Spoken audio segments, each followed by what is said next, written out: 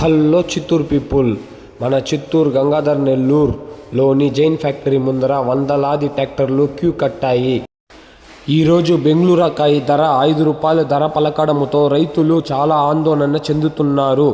కాయ కోత బండి బాడుకే 2 రూపాయలు పోతున్నది.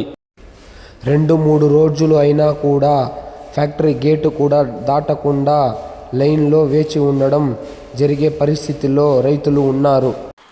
ಎಳ್ಳುವಯ ಪೂಕಳೆಯೇ ಎರಡು தும்பாக்கலையே ஆளால ஒஞ்சிருப்பு கொத்துதையா அச்சருந்த ராட்டினம் போல சுத்துதையா கொல்லையில வாழையல கொட்டடியில் கோழி குஞ்சு அத்தனையும் மோகத்தை சொல்லுதையா